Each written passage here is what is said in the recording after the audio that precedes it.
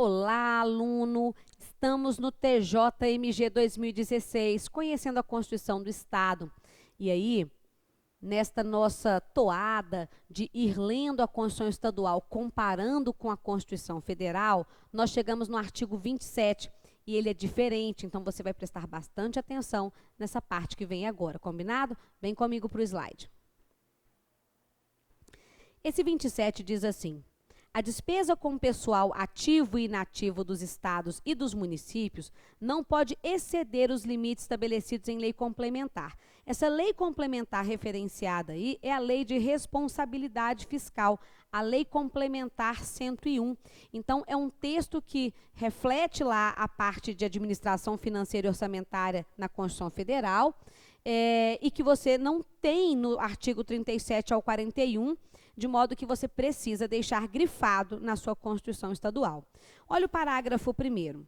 Para qualquer concessão de vantagem, aumento de remuneração, criação de cargo, emprego, função, a qualquer título, né, ou de qualquer natureza, é necessário atender algumas condicionantes. Então, veja o que aparece aí na sequência. Primeiro, tem que ter dotação orçamentária suficiente para atender à projeção dessa despesa de pessoal. A administração não pode dar aumento, criar remuneração de cargo, sem que isso tenha previsão na lei orçamentária anual. E toda lei orçamentária anual é baseada na lei de diretrizes orçamentárias. Essa lei de diretrizes orçamentárias vai fixar as prioridades para as diretrizes, objetivos e metas fixados no plano plurianual. Então, deixa bem grifado aí no seu texto esse parágrafo 1º do 27.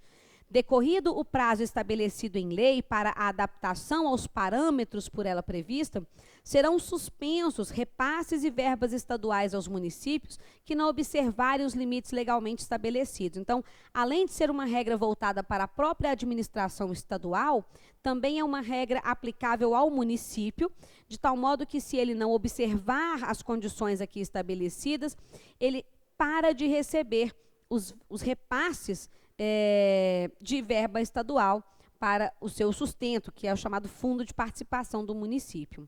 Ainda no parágrafo 3º, vem assim: para o cumprimento dos limites estabelecidos, para o cumprimento dos limites estabelecidos com base nesse artigo, dentro do prazo fixado na lei complementar, referida no caput, o Estado adotará as seguintes providências sucessivamente.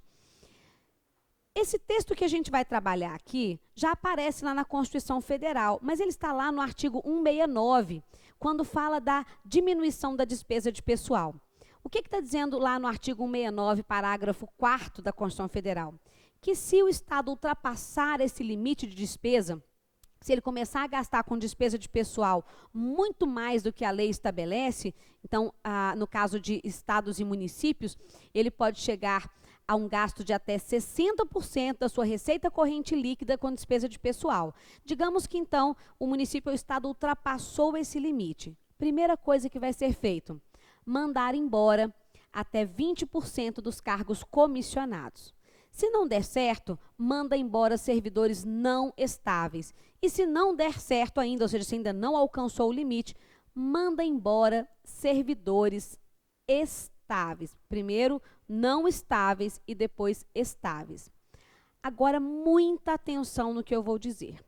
A Constituição do Estado de Minas Gerais, que está postada no site da Assembleia Legislativa, aquela que a banca vai usar para elaborar a questão de prova, está com um erro de digitação. E esse erro de digitação pode aparecer na sua prova como uma afirmativa verdadeira. Vem no slide que eu vou te mostrar isso agora. O inciso 1 é a primeira regra: reduzir pelo menos 20% das despesas com cargo em comissão e função de confiança. Agora, deixa eu pegar aqui uma ponteira para a gente poder, para você me enxergar aqui no que eu vou explicar. Olha lá. Depois vem a dispensa ou exoneração de servidor público não estável, admitido em órgão da administração ou da autarquia ou fundação que conte menos de 3 anos de efetivo exercício. Ora, se ele está em estágio probatório, é exatamente porque ele ainda não tem 3 anos de efetivo exercício. Como a regra é sucessiva, eu já mandei embora os cargos comissionados. 2, já mandei embora não estáveis. 3, dispensa ou exoneração de servidor, tinha que estar escrito apenas estável, porque eu já mandei embora o não estável no inciso 2. Só que o texto que está digitado na Constituição está com esse não aqui. A rigor, a frase não tem nem lógica. Dispensar os servidores não estáveis. 3, dispensar os servidores não estáveis, coitados, eles já estavam mandados embora, não é? Então, o inciso 3 tinha que dizer dispensa ou exoneração do servidor estável, como último critério, né? E o não está lá no texto constitucional. Cuidado com ele, porque com o não a frase estará certa para a banca, embora sem qualquer lógica jurídica. Tudo bem? Então, cuidado, o não faz parte da frase para você marcar na prova como verdadeira, embora na lógica jurídica, este não tinha que ser eliminado do texto do inciso de número 3. Seguiu. 28 diz que a lei reservará percentual de cargos e empregos para provimento por quem é portador de necessidades especiais. Esse texto é copiado da Constituição, está no artigo 37, inciso 8, e se refere lá, então, àquela reserva de vagas. Lembrando que a Constituição não estabelece qual é o percentual, apenas estabelece que deve-se estabelecer um percentual. A mesma coisa vamos fazer, então, em relação ao 29, associá-lo a um texto que está na Constituição Federal e que aparece lá no artigo 37, no parágrafo 4º, sobre os atos de improbidade administrativa. Então, a gente tem aqui que os atos de improbidade administrativa importarão suspensão dos direitos políticos, perda da função pública, indisponibilidade dos bens, ressarcimento ao erário na forma e gradação prevista em lei, sem prejuízo da ação penal cabível. Não custa a gente relembrar que quando diz ação penal cabível é porque improbidade administrativa não é crime. Improbidade administrativa é diferente de crime. Se uma conduta for ao mesmo tempo improbidade administrativa e for crime, então haverá uma ação penal, ok? Seguiu. O Estado instituirá Conselho de Política de Administração e Remuneração de Pessoal, integrado por servidores designados por seus poderes, com a finalidade de participar da formulação da política de pessoal. Essa parte não é diferente do que já consta no atual caput do artigo 39, aquele que foi trazido pela Emenda Constitucional 19 de 98. Mas, em compensação, o que vem abaixo, que são as diretrizes da política de pessoal, você vai ter que grifar. A política de pessoal obedecerá às seguintes diretrizes. A primeira, valorização e dignificação da função pública e do servidor público. É tão bonito isso. Nossa, eu sempre arrepio. O servidor valorizado, dignificado na sua função pública. O que mais que é diretriz da política de pessoal? Gente, isso vira questão de prova tão fácil. Olha, é só você alterar os incisos, transformar em letras e colocar uma errada, né? O que mais? Profissionalização e aperfeiçoamento do servidor público. Diretriz da política de pessoal.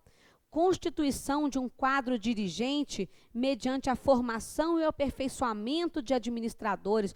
Por isso é que a gente tem no Estado as chamadas escolas de governo para a formação e o aperfeiçoamento dos seus servidores, né? Outra, o sistema de mérito objetivamente apurado para ingresso no serviço público e desenvolvimento na carreira.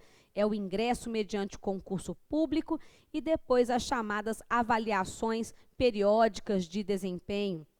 A remuneração compatível com a complexidade e a responsabilidade das tarefas e com a escolaridade exigida para o seu desempenho. Pode grifar e colocar asterisco aí nesse texto do parágrafo 1º, porque ele é questão certa em prova de concurso, ok? Deixa aí bem marcado e grifado. Vamos fechar estes parágrafos aqui.